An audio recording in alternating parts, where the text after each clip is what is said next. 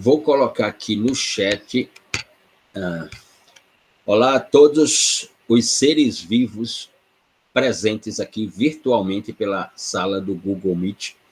Vou colocar aqui no chat a pauta que seguiremos hoje e daremos continuação no encontro de amanhã, se eu estiver vivo, obviamente, né?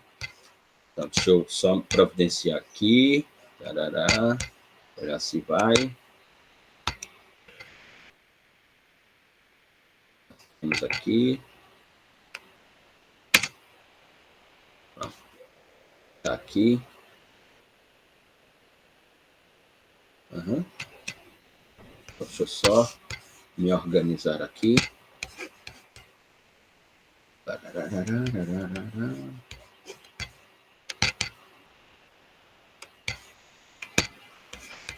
Um segundo.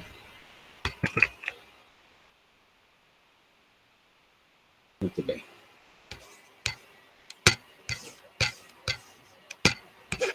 Bom, no chat encontra-se a pauta que seguiremos a partir do que foi lecionado no último encontro. Só para relembrarmos, né, nessa disciplina, até o momento, já vimos tópicos previstos pelo plano de curso, o plano da disciplina,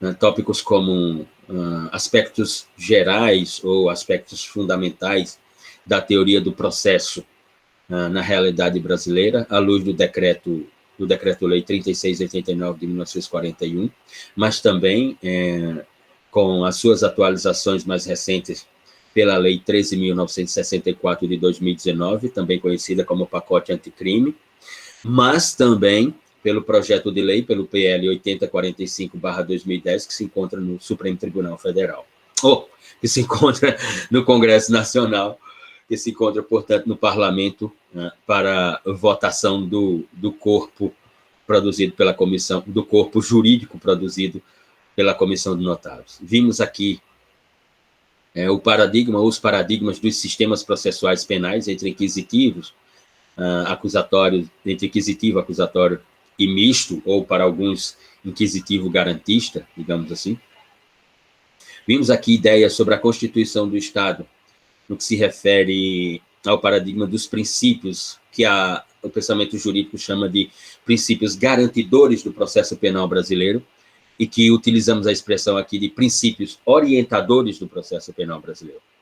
Passamos aqui pela investigação criminal, na ideia de inquérito policial e persecução penal, de procedimentos investigativos, como primeira fase da persecução e depois oferecimento da denúncia, recebimento da mesma e instauração do processo crime como a segunda fase da persecução penal. Vimos aqui a ideia da teoria constitucional dos procedimentos jurídicos, né? Aquela que, na nossa interpretação, da reunião de estéticas de natureza jurídica acusatória no processo penal, aquela que, digamos assim, traduz o pensamento de um Estado constitucional de direito, é a ideia da teoria dos procedimentos jurídicos, e em matéria penal, então, é inegável a sua relevância, e nesse modelo de direito insubstituível, para nós, pelo menos, digamos assim. Vimos também a ideia da relação jurídica e os sujeitos processuais, né? O que é essa relação jurídica, né, que faz nascer o processo penal, e quem são os sujeitos, ou como gostam, ou como preferem, no pensamento português, os seus autores, os intervenientes no processo penal.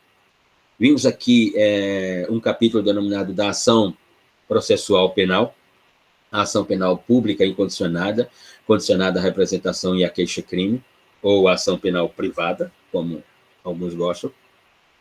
Passamos pelo capítulo das condições da ação e procedimento. Vimos aqui quais são as condições para a promoção, ou para a proposta da ação processual penal.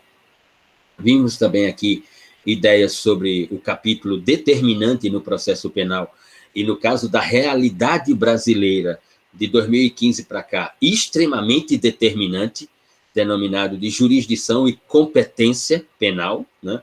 Vimos aí como o Supremo Tribunal Federal tem se manifestado para reorganizar essa ideia da competência, da jurisdição e da competência no processo penal brasileiro, já que temos tido diversos casos de incompetência dos juízos, né? E suspeição do magistrado. Vimos isso aqui, voltados para procedimentos da investigação e para a persecução penal global, ou total, digamos assim. E chegamos a um capítulo que, sem o qual, como nos referimos, não existiria o processo penal, ou, pelo menos, sem o qual não deve existir o processo penal de natureza jurídica acusatória. Nos referimos, portanto, àquele capítulo correspondente à expressão teoria da prova, as provas em espécie, ou teoria geral da prova, prova em espécie, no processo penal brasileiro. Antes de iniciarmos, portanto, eu só gostaria aqui de registrar que essa aula ela é uma homenagem àquele que ontem faria 100 anos de sua existência, ao professor Paulo Freire, um dos intelectuais mais extraordinários que o mundo da pedagogia em todos os tempos já produziu, né? Um país que deu vida a Paulo Freire não pode ser um país só com passado e presente, né? Um país que deu vida a Paulo Freire, os seus filhos não podem ser órfãos. Um país que deu vida a Paulo Freire só pode interpretar que o campo de luta não é o da caridade, mas sim o das lutas sociais, das lutas civilizatórias, das lutas históricas, culturais e linguísticas. E que no processo penal, não tenha dúvida, essa luta ela é monumental para, de um lado, mantermos as conquistas civilizatórias e, do outro, ampliarmos essas conquistas civilizatórias.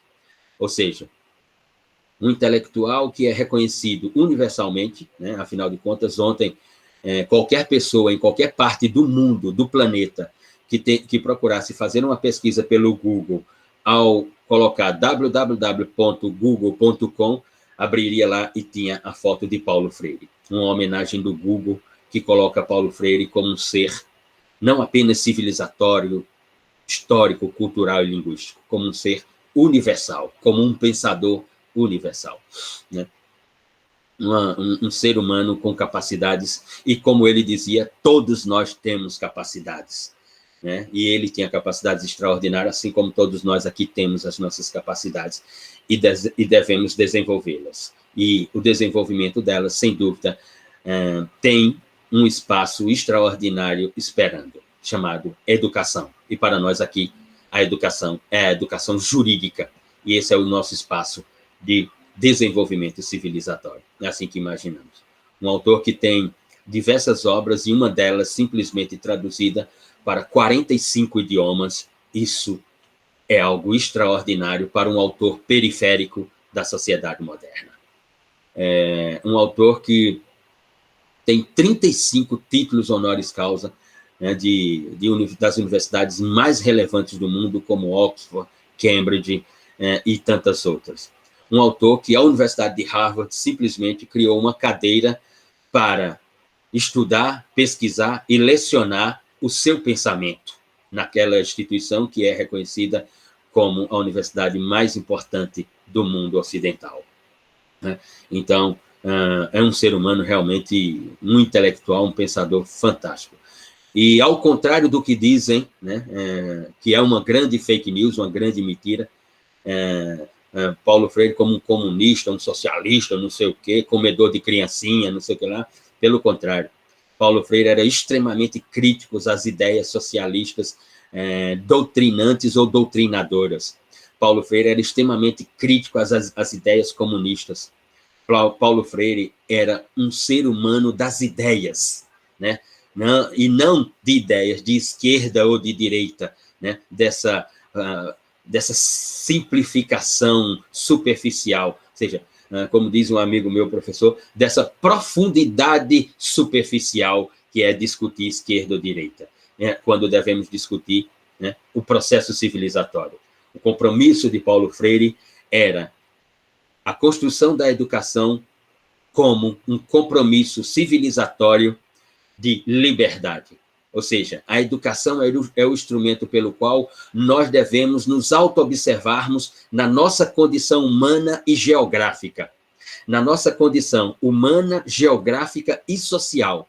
E com as nossas cognições, transformarmos as nossas realidades. E ao transformarmos as nossas realidades, nós podemos estar livres, né, e contribuir com o processo civilizatório. Mas não essa baboseira de esquerda ou direita, como alguns querem fazer crer que Paulo Freire pode ser resumido a isso, né?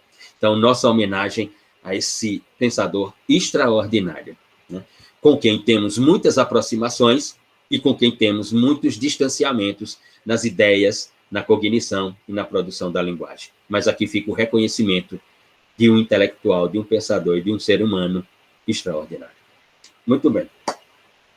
Então, vamos lá para esse capítulo denominado de Teoria Geral da Prova, prova em espécie no processo penal. E partimos, portanto, no último encontro havíamos partido da ideia do que é prova, né, de falarmos qual é o conceito de prova, o que significa a prova, né, e aqui enfatizei de que não há processo penal sem prova, ou em havendo o processo penal e não havendo prova, né, seja para uma prolação da decisão penal condenatória ou absolutória, e no primeiro plano, se não há prova, não pode haver prolação de sentença penal condenatória, né? E, portanto, ela se conduziria unicamente para uma prolação da sentença ou por extinção do feito, por não se chegar a uma conclusão, ou por uma absolvição, mas seja nenhuma das três perspectivas, a decisão tem que ser fundamentada. Ou seja, a decisão tem que estampar, a decisão tem que esculpir, a decisão tem que trazer no seu corpo fundamentação jurídica, né, se não houver a prova. Aliás, qualquer decisão judicial tem que trazer no seu corpo uma fundamentação jurídica, seja ela para um lado ou para outro do código binário, digamos assim, né? E enfatizamos aqui que, quando falamos de prova, falamos de um objeto que ele pode ser material e imaterial, né, e que tem uma função específica, auxiliar na formação da livre convicção do juiz. Ou seja, a prova, ela surge no processo penal para traduzir um suposto fato acontecido, né, fato este tipificado numa norma como crime ou delito, e que, portanto, ocorreu uma autuação, né? E, portanto, ela adentra ao processo penal para contribuir com o Estado juiz na sua livre convicção, que nós sabemos que não é livre, né, mas na construção da sua convicção para construir uma fundamentação da sua decisão judicial. Essa é a função da prova. A função da prova, por mais que o pensamento jurídico dos cursos no Brasil diga, a função da prova é demonstrar o que aconteceu e, portanto, dar origem à decisão judicial. Não. A função da prova não é demonstrar, né?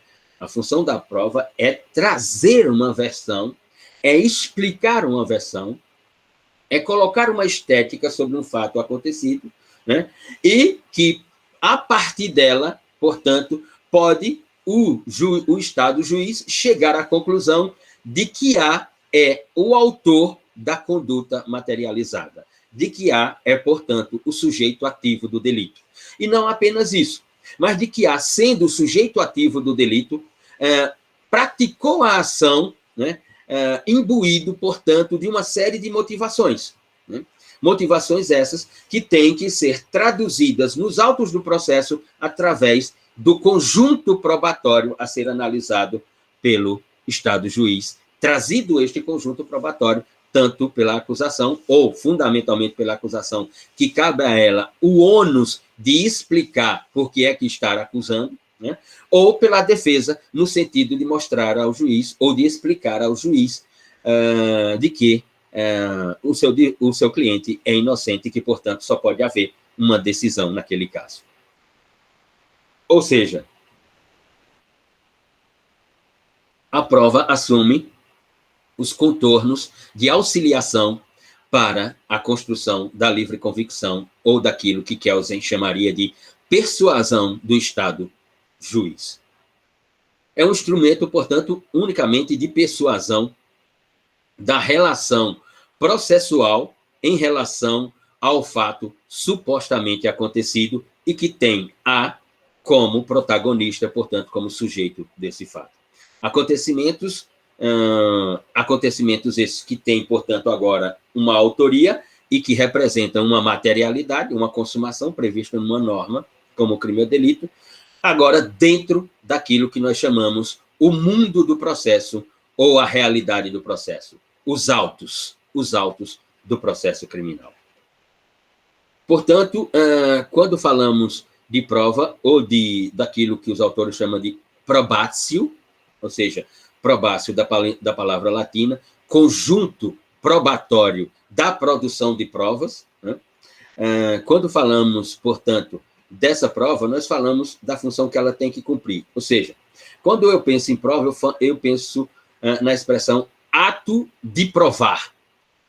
Ou seja, ato de provar em processo significa mostrar, explicar uma verdade acontecida. E quem, à luz dessa verdade acontecida, agora está submetido a uma ideia denominada de responsabilidade criminal. Ou seja, responder por aquele fato. Ou seja, quem é o imputado pela ação praticada? Quem é o imputado pela conduta consumada? Quem é o imputado pela realização material do tipo, do injusto, crime ou delito? Quem é o imputado? Porque agora essa prova traz uma materialidade. E uma materialidade, e essa que também cabe debate, discussões e dialética, mas que tem apontado fulano como sujeito ativo da sua realização material ou da sua consumação, digamos assim. Tudo isso para aquela premissa inaugural de convencimento e persuasão do juiz, e ele, se sentindo convencido ou não, vai analisar, né, o primeiro critério para prolatar uma sentença penal, em sendo pela convicção da condenação, para prolatar uma sentença penal condenatória que conduzirá à execução de uma pena. E aqui, mais uma vez, eu peço licença a todos vocês,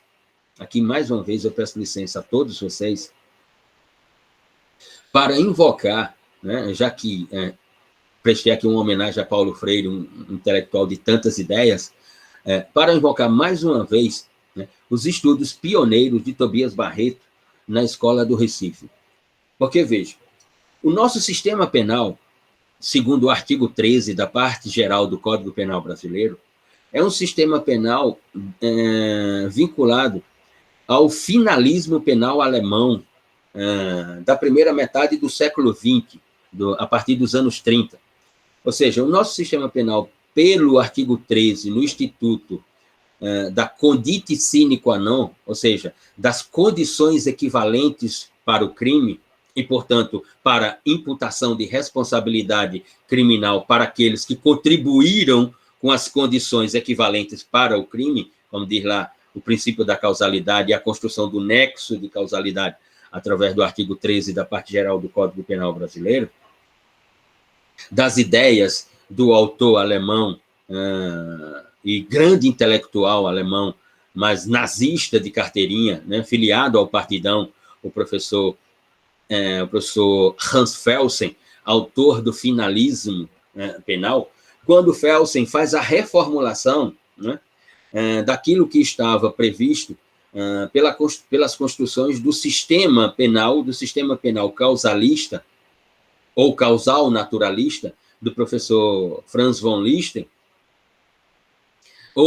e também esculpido no sistema neocantista dos professores Edmundo Mesger e Reinhold Frank, em que a culpabilidade era um elemento constitutivo da teoria do delito.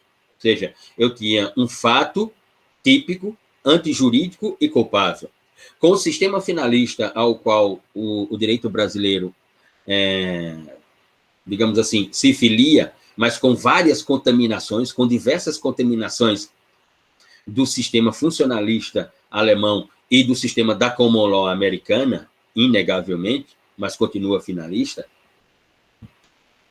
o professor Felsen faz uma transformação na ideia de crime, né, que o coloca de frente a frente com Tobias Barreto.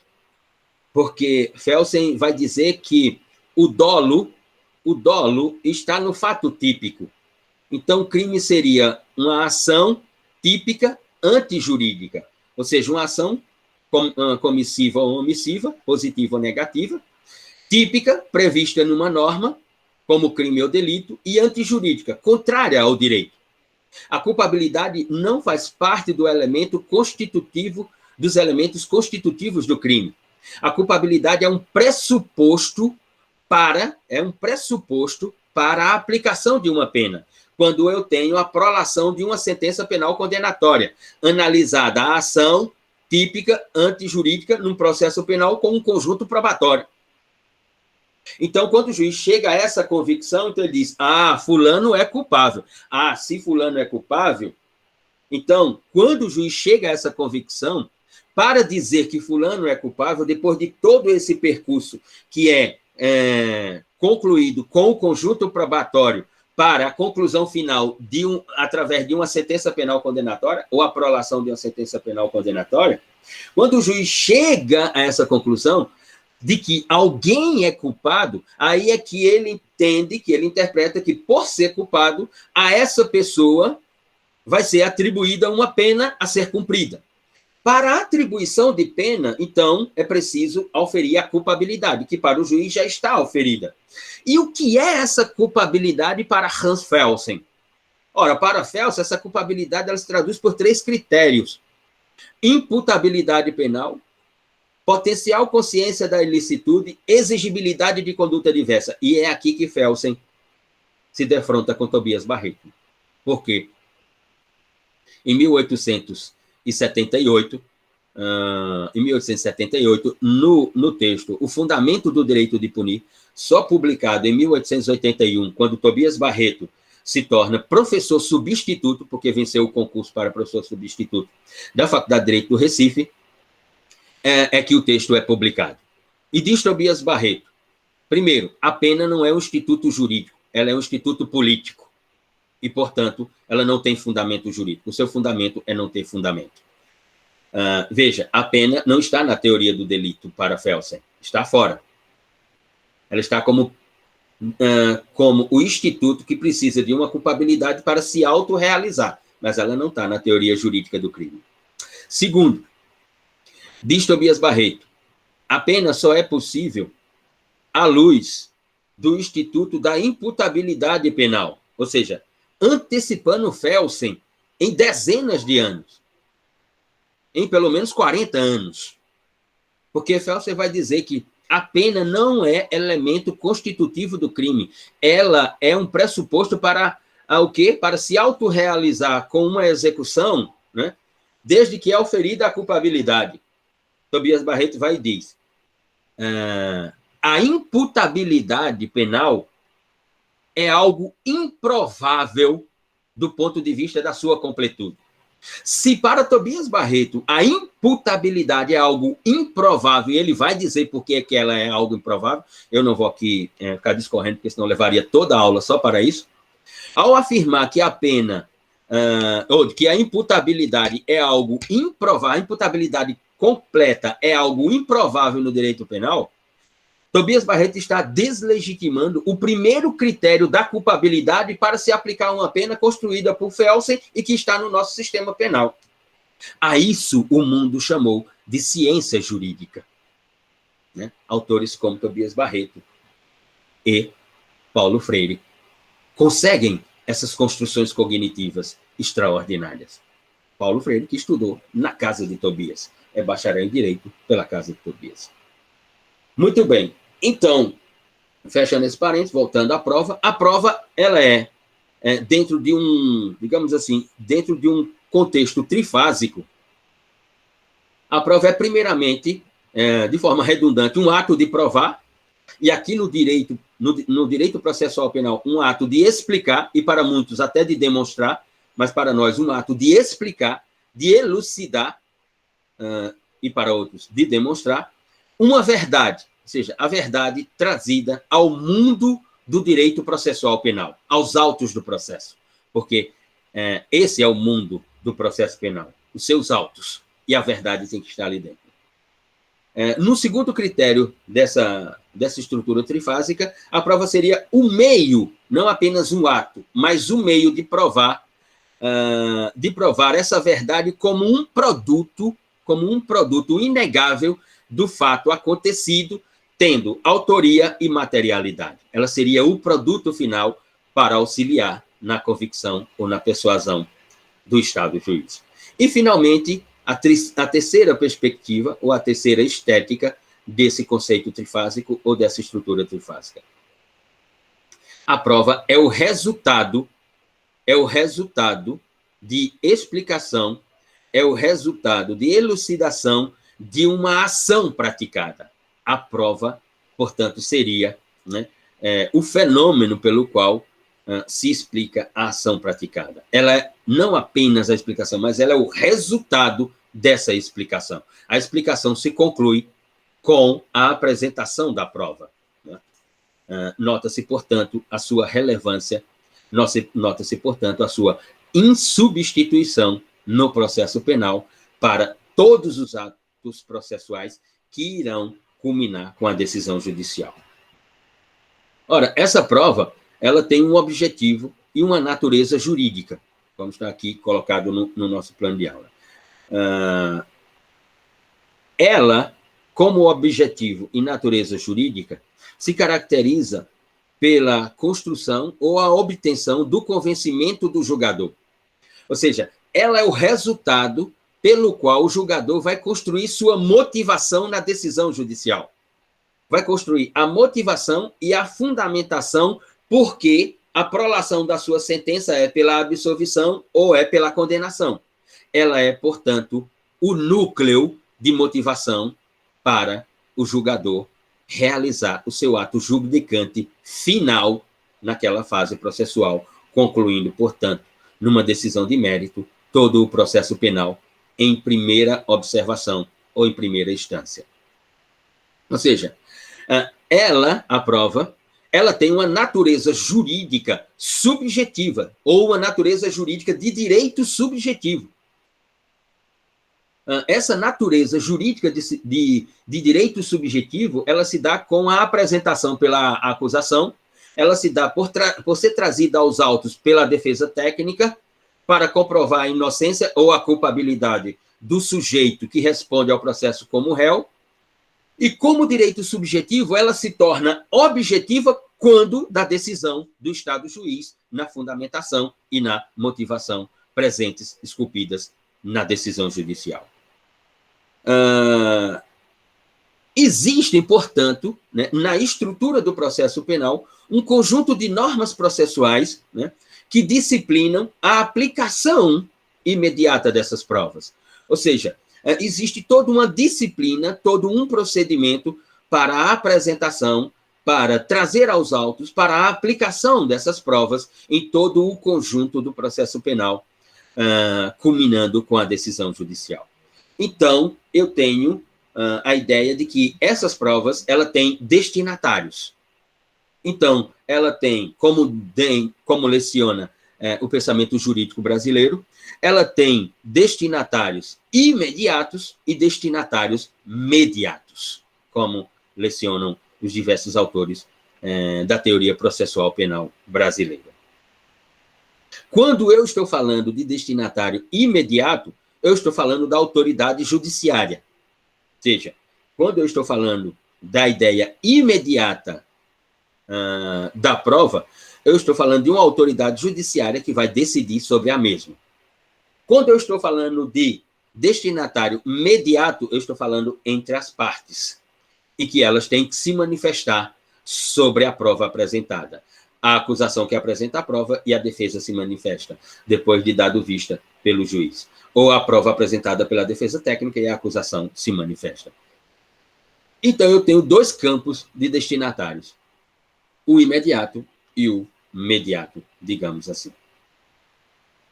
E como objeto, como bem leciona a doutrina brasileira, o pensamento jurídico brasileiro, como objeto, nós temos a ideia de que a prova é aquilo que representa o conhecimento, e aqui eu vou me afastar um pouco do pensamento jurídico brasileiro, quando os autores dizem que a prova seria aquele fenômeno material ou imaterial, né, que pode ser traduzido como um conhecimento para demonstrar a viabilidade e legalidade do julgamento.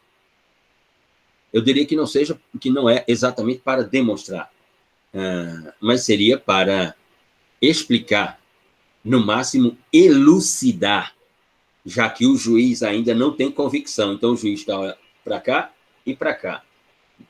Tá. A ratio está com a acusação ou com a defesa, com a acusação ou com a defesa.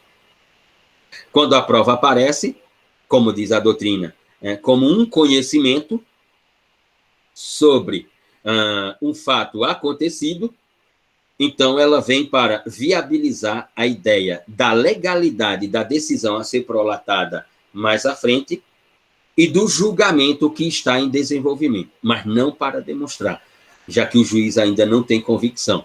Ela vem para explicar e, no máximo, na nossa ideia, para elucidar. Demonstrar, eu penso que no campo das ciências sociais é uma palavra muito forte para tratarmos sobre ela por aqui, digamos assim.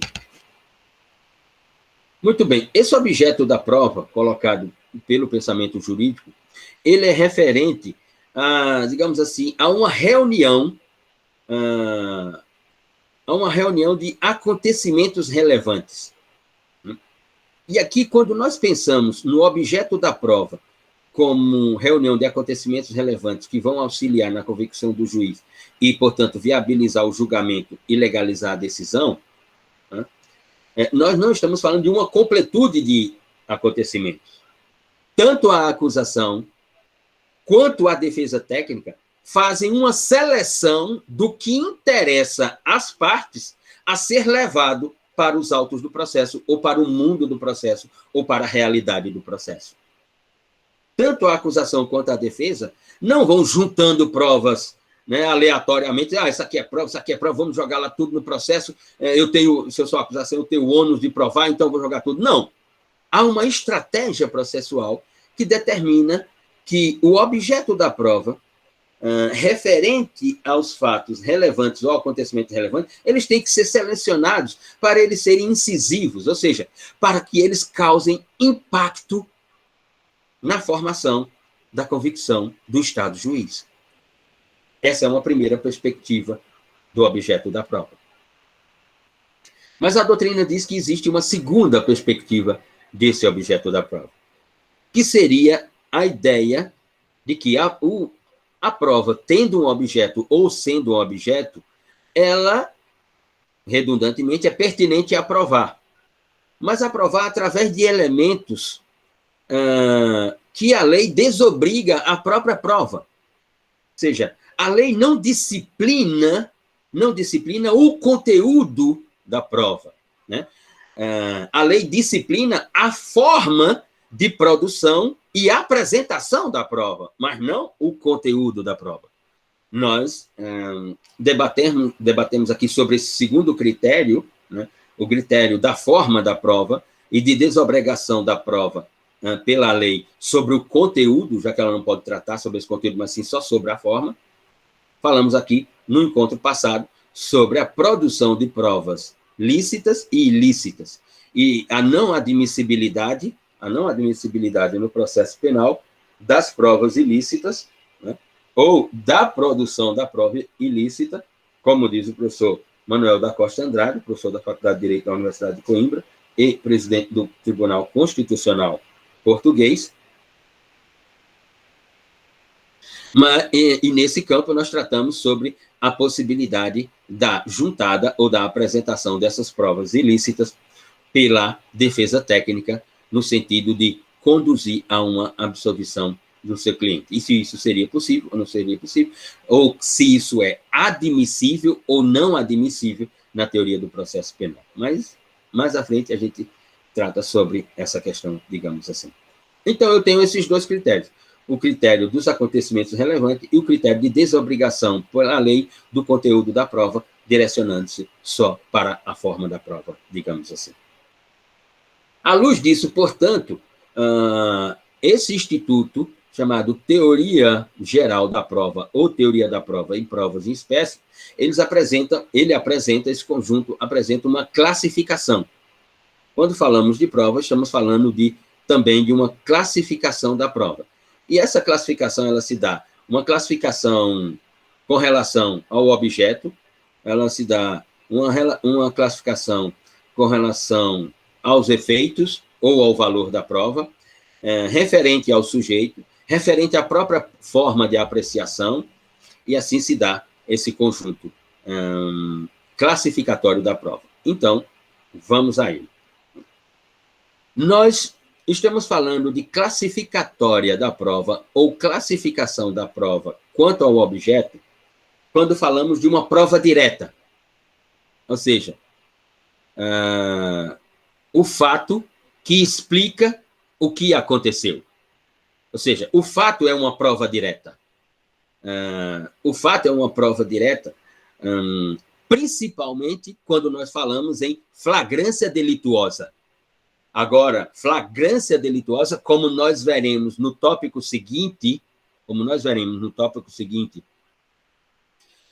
sobre as ideias esculpidas no Código de Processo Penal sobre prisão em flagrantes e medidas cautelares pessoais, né? O fato é uma explicação, um objeto de explicação como prova direta, né? Por exemplo, volto a repetir, na flagrância delituosa, e quando eu me refiro a flagrante aqui, é sobre as três formas de flagrante, previstas normativamente no Código de Processo Penal, que nos referiremos no próximo tópico a tratar nessa disciplina, que será o penúltimo tópico desse programa de lições da disciplina de Teoria do Processo Penal. Nas outras formas de flagrante, não. Né? Nas formas de flagrante que a doutrina diz que existe, né? Flagrante forjado, flagrante preparado, flagrante expandido, etc. Não. Eu me refiro aqui o fato como prova direta em uma flagrância delituosa, em uma das três previsões trazidas pelo Código de Processo Penal que veremos a seguir, digamos assim. Então, o fato, ele seria uma prova direta. Eu estaria à luz, portanto, de uma prova indireta, quando me refiro a acontecimentos que levam ao fato. Ou seja, o que é o fato? Por exemplo, no crime do artigo 121 da parte especial do Código Penal, o fato é matar alguém. Matar alguém, portanto, é um fato inequívoco. Um fato inequívoco, explicado ou elucidado, a partir, e não completamente, mas a partir da constatação da causa-morte de alguém. E aí inicia-se todo o procedimento de observação e de análise e de avaliação sobre se aquela causa-morte é um homicídio ou não. Mas para haver homicídio é preciso uma causa-morte. Esse é o fato. Portanto, seria uma prova direta na classificação da prova. E uma prova indireta seria os acontecimentos precedentes ao fato, ao homicídio. O homicídio é um fato. E o que levou ao homicídio? Qual é a série de acontecimentos, se houver, ou se houver só um acontecimento que levou até o homicídio? Esses acontecimentos que levam ao fato são caracterizados, portanto, por prova indireta, enquanto que o fato é a prova direta. Quanto ao efeito ou valor dessa prova, a própria doutrina brasileira vai utilizar uma expressão que ela é muito complicada. Eu diria que ela é extremamente complicada em matéria penal e em matéria processual penal, e diria mais, também em matéria de execução penal, que é a ideia do grau de certeza, gerado na apreciação dessa prova. Ora, o que é que eu posso imaginar, o que é que eu posso observar como grau de certeza gerado na apreciação da prova? E aí a doutrina fala, um grau de certeza plena. Aí é certeza de que aquele fato, causa morte, é homicídio, e não outra coisa. É um homicídio. O fato, causa morte, é um homicídio. Ou seja, essa materialidade, chamada homicídio, ela tem um sujeito ativo. E o sujeito ativo é fulano de tal. Ou seja, na apreciação, essa plena certeza do fato seria grau, o que a doutrina chama de grau de certeza. Ou a não plena certeza do fato, ocasionando a incerteza ao fato, limitando, portanto, o fato. E que será necessária uma reunião de provas, portanto, para explicar ou elucidar se o fato, causa morte, é um tipo penal e justo crime ou delito denominado de homicídio. E em sendo de homicídio, quem está na autoria, porque a materialidade já está aqui. Quem está na autoria? Então, seria a ideia da classificação da prova quanto ao efeito ou seu valor. Mas temos também uma classificatória referente, portanto, ao que nós chamamos de sujeito, né? Ou seja, aquilo que a doutrina vai chamar de sujeito ou causa no procedimento classificatório da prova no processo penal. Aquilo que chama de prova real, ou seja, o resultado do fato. O resultado inequívoco, que eu tenho lá minhas dúvidas sobre se isso é possível, o resultado inequívoco do fato como prova real. E a prova pessoal? Alguém que conhece o que aconteceu. Uma prova pessoal. Alguém que conhece o fato acontecido. Alguém que presenciou o fato acontecido. Alguém que observou o fato acontecido. Alguém que assistiu o fato acontecido.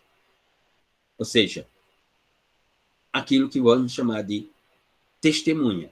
Ou seja, a testemunhança do fato por alguém, por uma prova pessoal, afirmando que aquele resultado denominado fato, é produto da ação de fulano de tal. E fulano de tal praticou a ação por esses motivos que ela assistiu, que ela observou, que ela presenciou. Esse seria, portanto, a prova pessoal.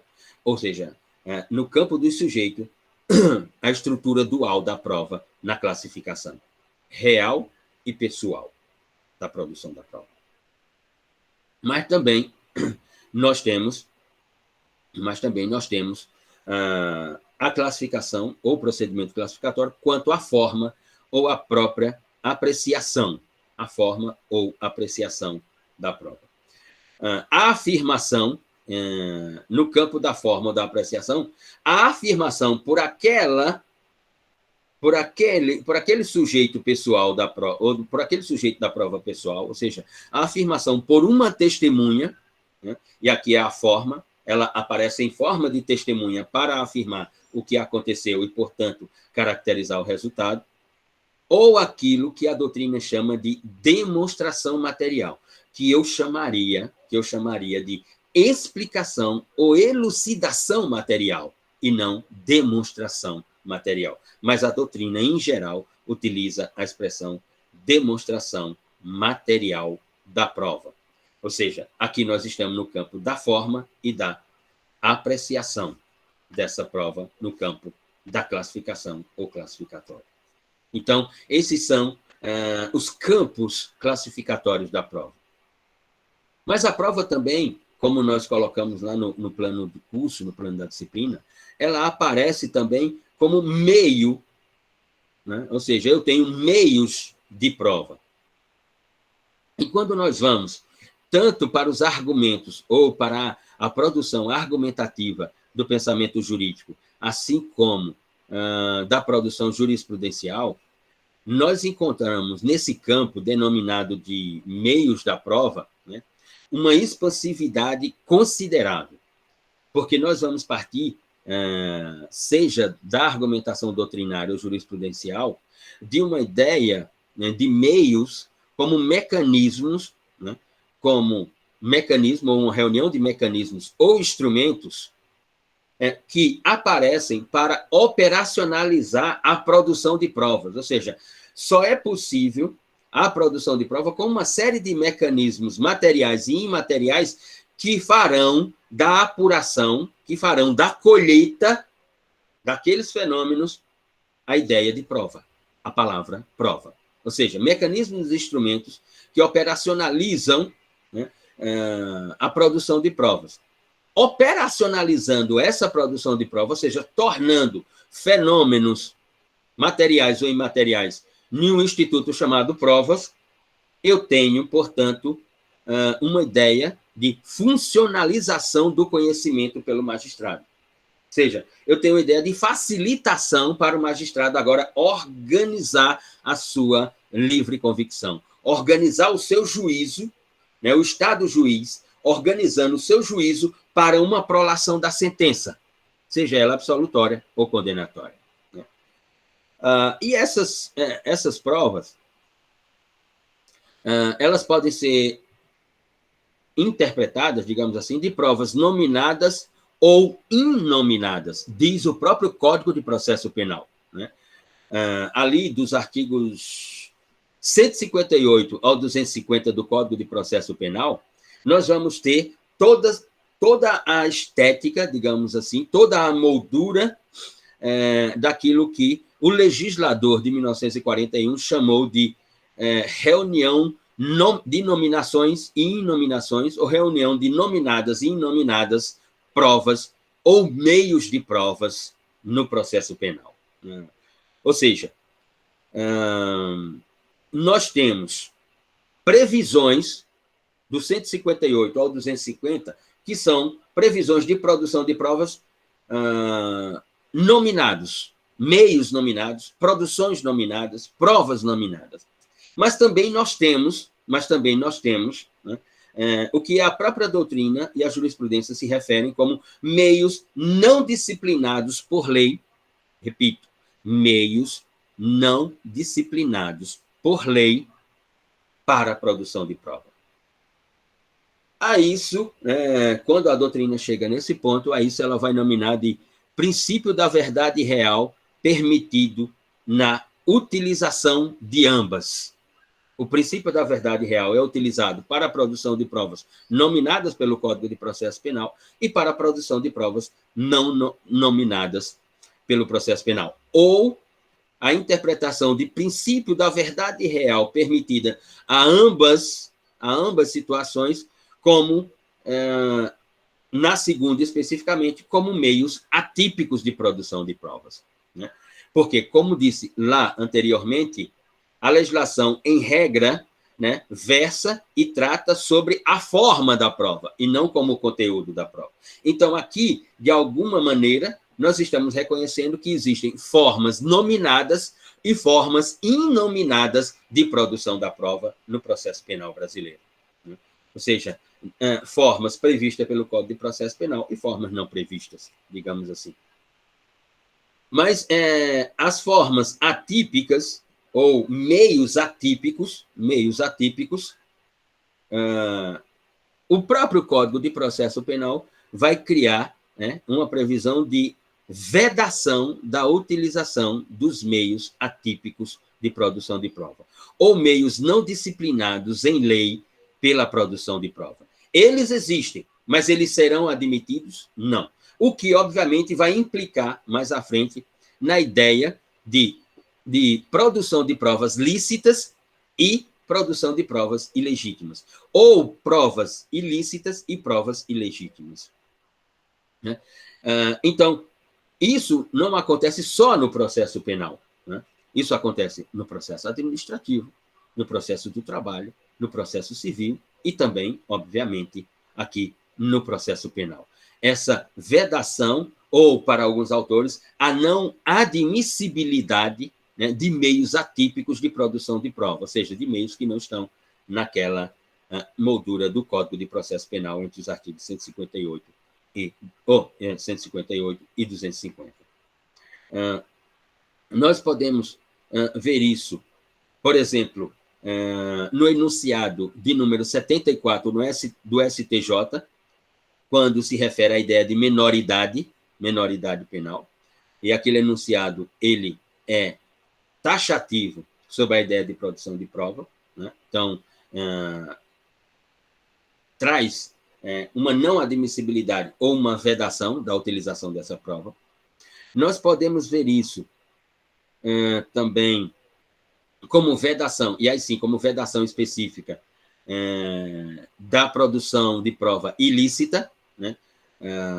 Na ideia do artigo 5º, inciso 56 da Constituição e no próprio artigo 157 do Código de Processo Penal. Nessas duas previsões, nós temos, portanto, uma vedação de estrutura infra e constitucional da utilização de provas ilícitas, né? Então, eu tenho diversas previsões de vedação, mas aqui mencionamos apenas duas. E por essa última, o que é que nós podemos imaginar como prova ilícita? O que seria a produção de uma prova ilícita? Alguém poderia me dizer pelo menos um conceito mínimo e depois me dar um exemplo de uma produção de prova ilícita?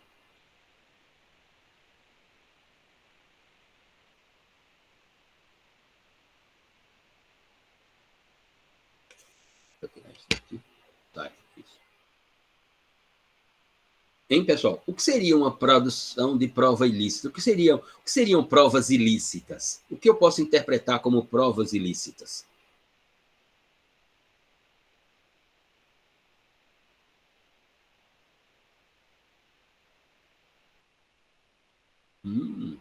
Juliana. Lembram-se, recordam-se de um exemplo, Ian, provas obtidas por meios vedados pela lei. Lembram-se de dois casos, digamos assim, que reúnem naturezas sociológicas semelhantes e que nós tivemos uma decisão, por exemplo, no tribunal em Berlim, uma decisão de reconhecimento da vedação da utilização daquela prova, e que na Inglaterra nós tivemos uma admissibilidade da utilização daquela prova apresentada, né? O caso do menino do filho do banqueiro em Berlim, sequestrado na saída da escola, e que depois, no processo de investigação, a produção da prova utilizou-se daquilo que nos autos do processo nós vamos encontrar como confissão mediante tortura psíquica, né? E, portanto, não houve uma condenação, e aquela prova foi vedada, né? Ela foi apreciada, e apreciada como uma produção de prova ilícita não conduzente, portanto, para uma prolação de uma sentença penal condenatória. Na Inglaterra, o caso das células terroristas, dos jovens que foram torturados pelo Serviço Secreto Britânico para informar onde estavam as mochilas com as bombas nas estações de metrô.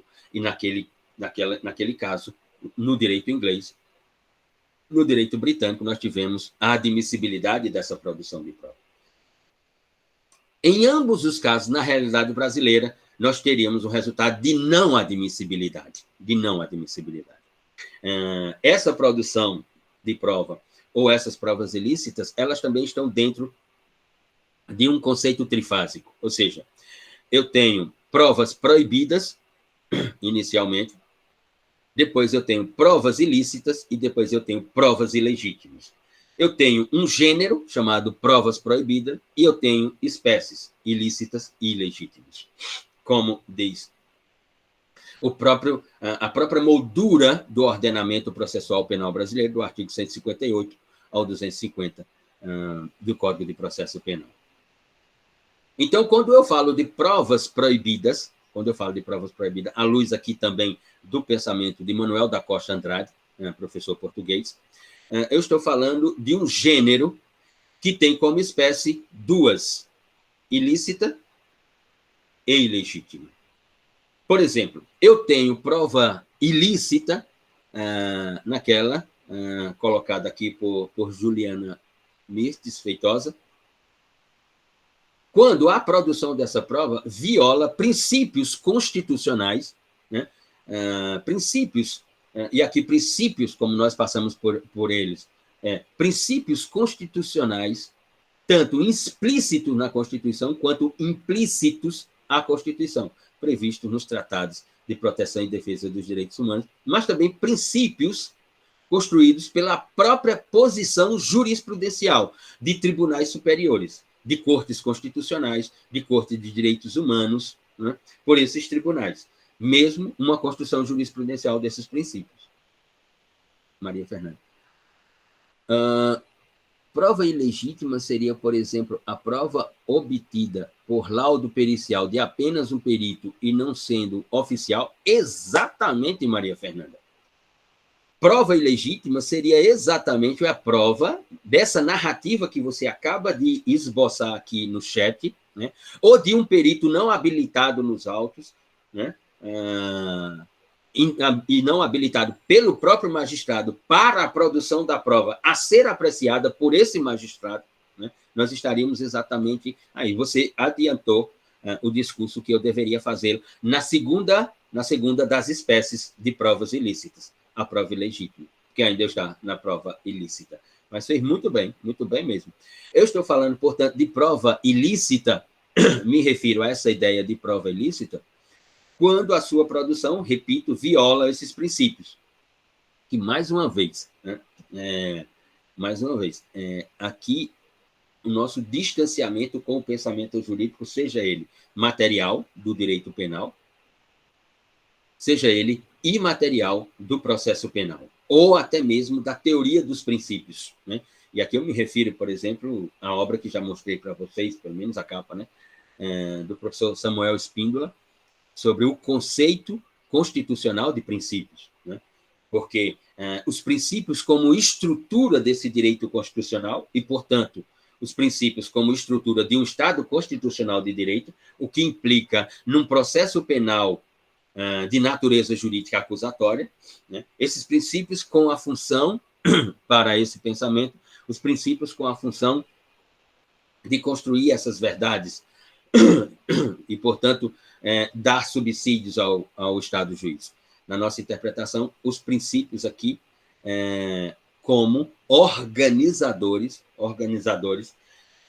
apenas organizadores de toda a ideia constitucional ou de toda a ideia do Estado constitucional como um modelo na evolução civilizatória dos modelos de Estado. Estado de direito, Estado democrático de direito, Estado constitucional e democrático de direito, o que, na minha interpretação, é uma redundância. Porque se é um Estado constitucional, ele tem que ser um Estado constitucional e democrático de direito. Eu não posso falar de um Estado democrático, constitucional e democrático. Se ele é constitucional, ele já é democrático. Ou alguns vão dizer, não, Luciano, não é assim não. Eu posso ter um Estado constitucional não democrático de direito. É uma posição, sem dúvida alguma. Ou seja, quando, no exemplo colocado aqui, deixa eu ver, para eu não me perder, colocado aqui por Maria Fernanda Almeida, é isso? Não. Peraí, deixa eu subir aqui, porque nós já temos outras manifestações. Pelo exemplo colocado por Juliana Martes Feitosa, ou Martins, depois pode me corrigir, Juliana, quando ela fala sobre a confissão através de tortura, ou seja, quando a produção da prova ela é realizada, né, mediante a negação da Lei 9.455 de 97, no caso do direito brasileiro, que disciplina, portanto, o que é tortura, a Lei 9.455 de 97. Quando eu tenho uma produção da prova por ali, eu tenho, portanto, uma prova obtida por meio vedado pela legislação infraconstitucional e pela legislação constitucional e pelos princípios do Estado constitucional de direito. Ou seja, esse exemplo colocado por Juliana representa uma violação dos princípios constitucionais processuais e das normas processuais penais. Isso à luz do artigo 159, parágrafo 1º do Código de Processo Penal. Mas viola também toda uma ideia de direito internacional pública, toda uma ideia de um sistema internacional de direitos humanos, sem dúvida alguma. Mas no caso, aqui, inicialmente para nós, viola a previsão do ordenamento infraconstitucional brasileiro e do ordenamento constitucional. No exemplo colocado ou na pergunta, interrogação colocada por Maria Fernanda, sobre a ideia de prova ilegítima como uma das espécies, né, do gênero provas proibidas, prova ilegítima seria, por exemplo, a prova obtida por laudo pericial de apenas um perito, e esse não sendo oficial. Exatamente. Ou seja, quando eu tenho, no caso, uma prova pericial, que ela é uma prova técnica, né? Ou seja, para muitos, eu diria, para a maioria da doutrina, a maioria absoluta ou a maioria realmente gigantesca da doutrina, ela é uma prova técnica de demonstração e não de explicação, né? De demonstração e não de explicação ou elucidação. Essa prova técnica, por alguém não habilitado, por exemplo, por alguém não oficialmente legal para a produção da prova ser levada aos autos do processo, ela seria ilegítima, né? Porque numa categoria, por exemplo, o exame de corpo de delito realizado por pessoa não habilitada, né? E, portanto, esse exame de corpo de delito realizado por uma pessoa não habilitada, levado aos autos do processo. Essa prova seria ilegítima. O que eu tenho, portanto, que as provas ilícitas, elas são inadmissíveis. E aqui essa aqui é uma interpretação, feita pela doutrina à luz do artigo 157 do Código de Processo Penal. No campo das espécies da prova, a prova ilícita seria uma prova inadmissível. Ou seja, ela seria juntada aos autos, mas na hora da apreciação ela seria inadmissível. Ou seja, pela constatação da violação na produção da prova, da violação de princípios, da violação de leis, da violação de normas na produção da prova. Então, ela se torna uma prova inadmissível. As provas ilegítimas, elas não têm o tratamento de admissibilidade ou inadmissibilidade. As provas ilegítimas, né, elas simplesmente têm que ser retiradas dos autos do processo pela constatação da sua ilegitimidade para figurar no espaço das verdades do processo penal ou no espaço onde se constrói todo o conjunto probatório. Essa é uma interpretação feita, portanto, pela doutrina, e ela é feita à luz de 3 critérios. Critérios de proporcionalidade, que a tornam ilegítima, critério de razoabilidade, que a torna ilegítima, ou critérios de sacrifício da própria prova, ou o que alguns na doutrina chamam de teoria da proporcionalidade, teoria da razoabilidade, teoria do sacrifício. Outros vão chamar de critérios, digamos assim, neste sentido, portanto. E o Brasil, ou a realidade processual penal brasileira, né? A realidade da decisão judicial no Brasil, a realidade forense, a realidade da praxe brasileira, sem dúvida alguma, inventou não um critério para a doutrina brasileira, não um critério para o pensamento jurídico brasileiro, mas inventou uma própria teoria para a realidade processual brasileira, denominada de teoria do fruto da árvore envenenada, ou teoria dos frutos da árvore envenenada.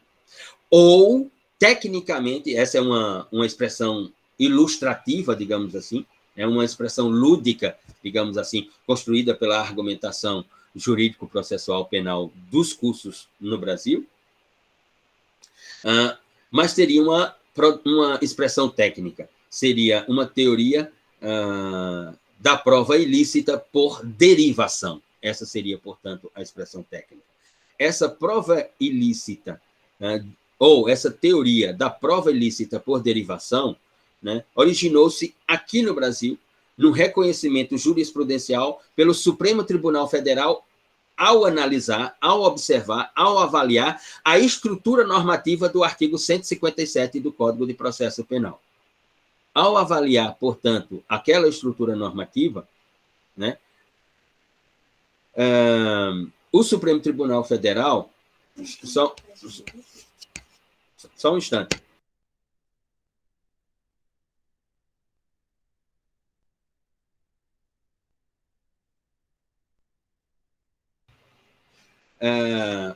Essa prova ilícita por derivação, né, ela seria uma categoria, né, mesmo recebendo o nome de prova ilícita por derivação, ela seria uma categoria de prova a ser desentranhada dos autos do processo.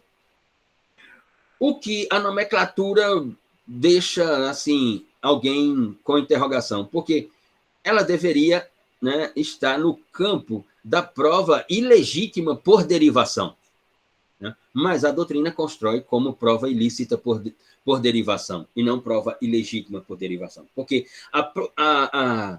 a posição do Supremo Tribunal Federal é que eu tenho, nessa prova, a prova é a árvore. O instituto da prova é a árvore. E nesta árvore eu tenho um fruto, que é um procedimento. Um procedimento que pode ser técnico, ou, para a doutrina, que deve ser técnico. Deve ser técnico. E esse procedimento, por ser técnico, não habilitado ou não estando gozando de legalidade para se autoproduzir como procedimento técnico, ou seja, sem uma permissão normativa, sem uma permissão de uma previsão normativa, então, esse procedimento específico, ele se torna o fruto que determina, né, a árvore ser envenenada, ou seja, a prova ser envenenada. E por a prova ser envenenada, ela tem que ser retirada. A palavra técnica, ela tem que ser desentranhada dos autos do processo. Mas aqui se discute se seria realmente uma prova ilícita por derivação ou uma prova ilegítima por derivação, né? Isso implicou, portanto, numa redefinição do artigo 395, que passou a ter redação dada pela Lei 11.719 de 2008. Ou seja, um reconhecimento jurisprudencial de uma característica que, à luz da realidade brasileira, sofreu um exame pelo Supremo Tribunal Federal de uma particularidade da prova na nossa realidade jurídica. E dentro desse campo,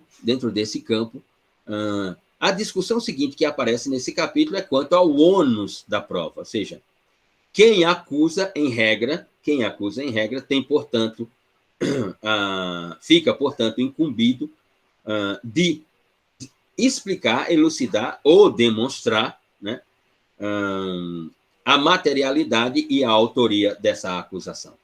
Ou seja, o ônus da prova se traduziria, né, pelo encargo atribuído às partes de explicar, elucidar ou demonstrar a sua arguição. Aqui, no campo da acusação, né, a demonstração, como diz a doutrina, eu diria a explicação, ou a alegação, né, do que está trazendo aos autos. O artigo 156, na sua primeira parte da redação normativa, explica ou elucida esse campo do ônus da prova. Do artigo 156 do Código de Processo Penal elucida, portanto, esse campo do ônus da produção da prova. Já me referi aqui... desculpe, eu não tinha colocado aqui. Então, prova ilícita é uma problemática relacionada ao direito material e ilegítima ao direito processual. Não. Prova ilícita, ela é uma prova relacionada ao direito processual penal. Agora, ela tem ressonâncias no direito material, mas ela é digamos assim, uma espécie dentro de um instituto processual penal. A questão é que, sobre a prova ilícita, eu trabalho com admissibilidade e não admissibilidade. Ou seja, eu trabalho para a doutrina com teorias de admissibilidade da prova ilícita, né? E com teorias de não admissibilidade da prova ilícita. Na prova ilegítima, eu não trabalho com o critério ou a teoria de admissibilidade. Eu trabalho com a ideia de recusa. Ela é retirada dos autos do processo. A prova ilícita, a produção da prova ilícita, como espécie do instituto da prova, ela pode ser admitida, né? Como nós mencionamos no encontro passado. Lembre-se de que, por exemplo, o professor e magistrado Pierre Souto-Maior, magistrado no estado de Pernambuco, professor em cursos de pós-graduação da ACES e da Escola Superior da Magistratura de Pernambuco, membro da Associação Juízes para a Democracia, no seu curso de processo penal assinado em coautoria com Afrânio Silva Jardim, ambos sustentam a ideia de admissibilidade de provas ilícitas, para o campo da defesa criminal, ou seja, para a utilização pela defesa técnica, né? Conduzindo, portanto, a ideia para uma prolação de uma sentença penal absolutória. No campo da acusação, de maneira alguma. Nós tivemos lá, eu também lembrei aqui, nós tivemos lá no período da investigação denominada de Lava Jato, né, a constituição de um grupo de trabalho para propor um projeto de lei que ficou intitulado pelos meios de comunicação social como as 10 medidas de combate à corrupção, ou as 10 medidas normativas contra a corrupção. Uma delas era a utilização de prova ilícita pela acusação, desde que fosse de boa-fé. E isso, para a doutrina brasileira, se traduziu como uma proposta de um absurdo jurídico jamais visto antes na história desse país. Mas a utilização da prova ilícita pela defesa para buscar a absolvição, ela tem sido discutida, ela tem sido admitida em posições jurisprudenciais, ora ela tem sido negada, ora ela tem sido admitida, né, por autores que constroem cursos ou manuais de processo penal, também há essa divisão, né? Alguns vão admitir a prova ilícita para a defesa, outros vão negar. Então, quando falamos de prova ilícita, falamos de admissibilidade ou não admissibilidade. Quando falamos de prova ilegítima, não falamos de teoria da admissibilidade ou de critério de admissibilidade ou não admissibilidade. Falamos de desentranhamento dos autos do processo da prova por ela ser ilícita. Ou, como reconhecida pelo Supremo Tribunal Federal, essa prova ela traduz uma árvore envenenada por um fruto. O fruto é um procedimento específico de natureza técnica que faz dessa árvore ela está envenenada. E, portanto, ela tem que ser talhada, ela tem que ser cortada, ou seja, ela tem que ser desentranhada dos autos do processo. Discute-se se a expressão prova ilícita por derivação ou prova ilegítima por derivação. Eu utilizaria a expressão prova ilícita por derivação, digamos assim. Esclarecido isso, colocar aqui por Ian, na forma de interrogação, o campo do ônus da prova, lá do artigo 156, na primeira parte da sua redação normativa, né, esse campo, e, portanto, traduzido como campo da demonstração ou da explicação na alegação de acusação ou de defesa, né, esse campo eu também já me referi aqui.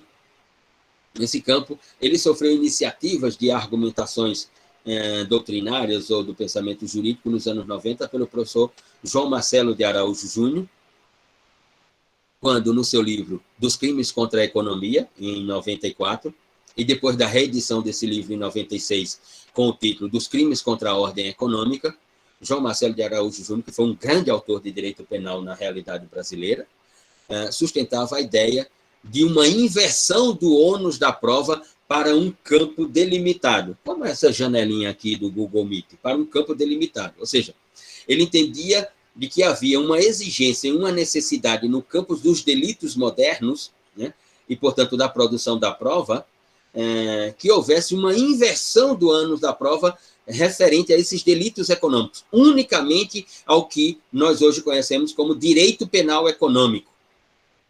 Que houvesse, portanto, uma inversão do ônus da prova, de que aquele que estava sendo investigado, daquele que estava sendo indiciado, daquele que já era réu, etc., que, portanto, ele provasse que ele era inocente, ou seja, no campo dos delitos econômicos, que ele provasse que aquele patrimônio que ele tem é condizente com a renda que ele ofere mensalmente, que, portanto, o permite ter um patrimônio daquele que ele não pode estar envolvido em condutas delituosas em que as finanças do Estado, por exemplo, sejam ofendidas, ou que as finanças do Estado sejam, por exemplo, o bem jurídico protegido. Né?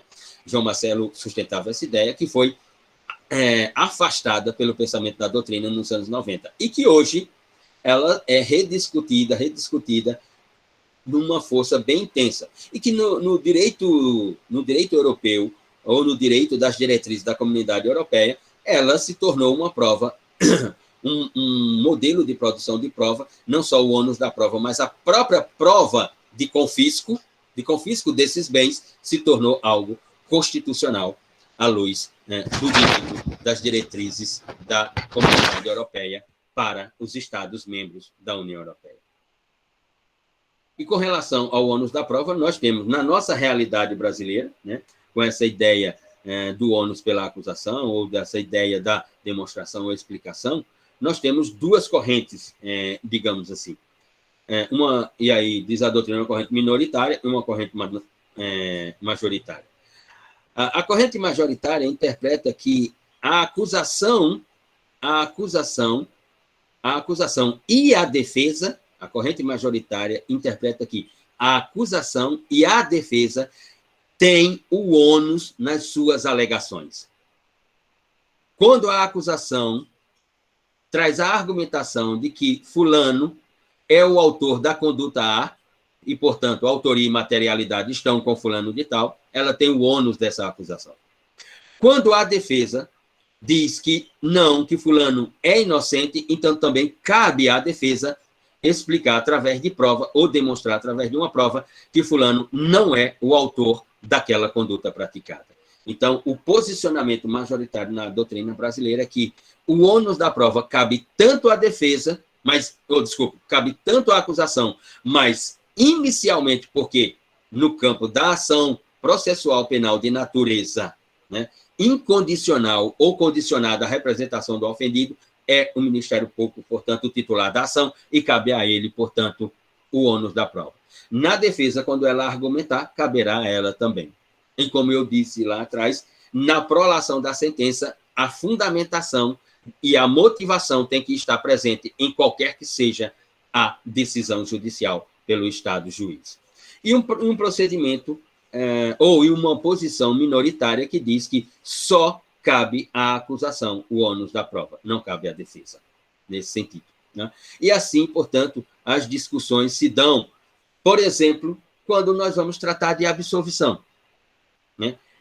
E aí eu peço que deem uma olhada, não está no nosso programa aqui, mas está dentro do Código de Processo. Vocês verão isso especificamente nas outras disciplinas de processo penal. Deem uma olhada no artigo 386 do Código de Processo Penal, nos incisos 2, 5 e 7 do Código de Processo Penal, sobre prolação de sentença absolutória no campo do ônus da prova, e como tem que ser, portanto, configurada, organizada essa decisão judicial, digamos assim. Bom, e sobre a prova aqui, encerramos por hoje, ficamos por aqui. Temos mais o encontro de amanhã, temos o encontro da outra segunda-feira, para finalizarmos os tópicos de prisão em flagrante e medidas cautelares de natureza pessoal e o Instituto das Penas no processo penal. No dia 28, na terça-feira, nós temos, portanto, o encerramento da disciplina com o professor e magistrado Pierre Souto Maior, através do NuPodJus, do canal do YouTube, do Núcleo para a Pesquisa dos Observadores do Direito. Mas, no próximo encontro, não no de amanhã, mas no da segunda-feira, eu já deixo o link com todos, mas é só acessar o YouTube e colocar NuPodJus, que lá estará, e clicar na sala correspondente, onde estará acontecendo a exposição do professor e magistrado Pierre Souto Maior. Lembrando que a segunda avaliação dessa disciplina é o envio de um vídeo até 5 minutos, vídeo com até 5 minutos, sobre um dos conteúdos tratados aqui, em toda a segunda fase, do tópico investigação criminal por inquérito policial e persecução penal, até onde conseguirmos ir no dia 27. Quem